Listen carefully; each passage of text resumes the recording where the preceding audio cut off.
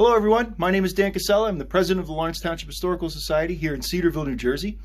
With me today is a letter, an original letter from the Civil War dated October 22nd, 1861. It was written by a Cedarville man. His name was Joseph Burt. He served in Company H of the 7th New Jersey Volunteers. He wrote this letter to his Aunt Susan while encamped at a place called Camp Casey in Meridian Hill, near Washington, D.C. There is a Meridian Hill Park in Washington right now, and it's about a mile from mile north of the White House. I don't know if it's the same place, but it's still kind of cool to know that where this letter could have been written still exists. So yeah, I transcribed it and I'm gonna read it for you. So bear with me here. All right, as you can see, this is the letter. I'm gonna read it page by page. So like I said, bear with me here. Dear Aunt Susan, as I have not wrote to you before since I have left home and have enjoyed the camp life for 1 month today, I thought it would take this opportunity of doing so as it has been a blank day with us here. It has been raining nearly all day and it is very wet and muddy. I often think of all the Cedarville friends. We are all separated a great distance from each other and under very peculiar circumstances, but still we can wish each other well. And no doubt we do, as all is well and all satisfied, and all have some very nice times, although we have plenty to do. We drill about 7 hours a day and get up at 5 in the morning and cease at 9 in the evening. These use the hours for only to keep except when on guard, and they are on for 24 hours at a time, 2 hours on duty and 4 off. But as it happened, I was appointed to office. I get clear off a good deal of guard duty, but have to take charge of guard when my time comes, or when my turn comes, and have other duties to attend to. Besides, this was altogether unexpected and unasked for me, but I came with the expectation of doing my duty as far as possible. We do not enjoy such nice Sabbaths as we did at home. There is but very little difference between the days here, and although we have started a prayer meeting in our tent and have good meetings, we hold them 4 times a week, and they are very well attended, but we can hear them on each side of us, some swearing and some playing cards and all other kinds of wickedness that was ever thought of. When we turn out on drill, it does not look like Cedarville. It is near by 1,000. All standing in 2 ranks together. Yesterday, we had a review. Which was very pretty. It was a very pretty sight. All dressed in uniforms. Here was 8 regiments together. About 8,000 or 9,000 soldiers together, and it made a long string that was inspected by the chief officers and their staff. Old Uncle Abe and his lady was there with the rest. We have pretty good grub to live on, but not as such as if we got at home. I should like to see my children and friends and get some pie and cake, but I do not wish to stay there.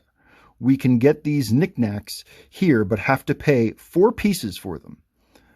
We buy some butter sometimes, but have to give 32 cents a pound, and it is if shortening tub butter, but tastes very well. Elmer has got with us and in the same tent.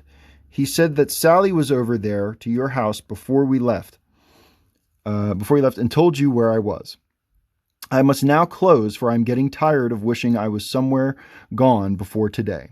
Give my respect to all inquiring friends and receive a share for yourself. Write soon, direct to Washington, D.C., Camp Casey, Meridian Hill, Company H, 7th Regiment, New Jersey Volunteers, Joseph Burt. And then at the top, I'm trying to remember why I wrote this stuff at the top here. It says, this is his P.S. It says, Lauren says he is going to write you soon here. A general writing school here, for we are all at it. And here's a little close-up shot of the handwriting and the articulateness of the old-time writing style. I think it's pretty neat that he wrote 22nd. And then what else? There's school, has a random E at the end. Here is H-E-A-R-E. Yeah, just stuff like this makes reading 19th century letters interesting, but also gives you a nice little detail into these people's lives. Okay. We're going to finish Joseph's story over at the cemetery here in Hey guys, here at the backside of the Cedarville Presbyterian Church. Mr. Burt is buried right up away here. I'm going to walk to him and give you a little bit of history as I go. So Burt enlists on September 17th, 1861. The regiment goes to D.C. We're there encamped at Camp Casey in Meridian Hill from September to December of 1861, including a little expedition in November to Bedd's Ferry, Maryland. And then, of course, in April of 1862, the Peninsula Campaign kicks off. They're at Yorktown. They are at Williamsburg, where Joseph Burt is noted to be one of the 6 men from Cedarville to be in the front rank.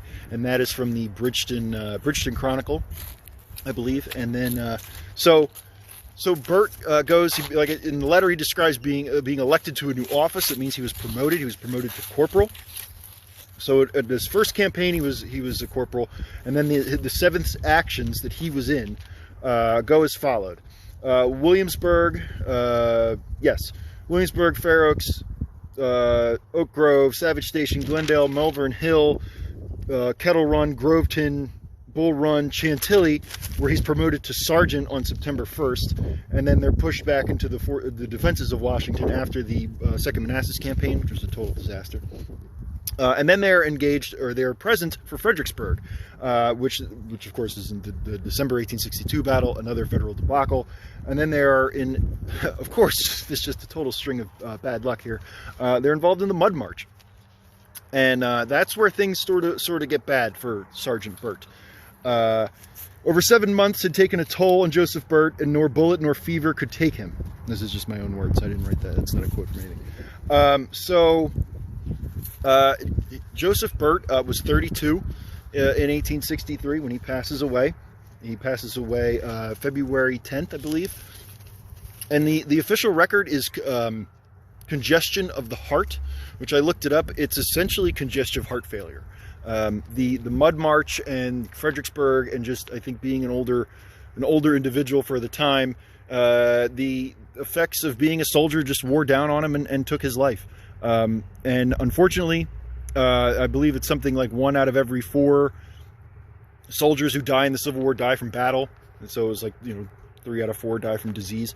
He died from a pre-existing condition that he probably never, medical science hadn't even thought of yet, or knew was a thing. And he is buried here in Cedarville. I'm going to switch the camera over to show you Joseph Burt's grave, reunited with his letter 160 years later. And you can see right here in front of us why historic preservation is so important. This headstone is in pretty rough shape, and I'd like to maybe raise some funds to get him a new one, or to fix this one to some extent. But here it is, the final resting place of Sergeant Joseph Burt, Company H, 7th New Jersey Volunteers. I have a link which I will post, which has a photograph of Joseph Burt. It's actually a group photograph from a bunch of guys from Cedarville taken in 1861. Yeah, that's it. That's the video, guys. Thank you so much for tuning in. Yeah, like, share, subscribe would be cool. Hope all is well with everyone. Thank you again for tuning in. Cheers.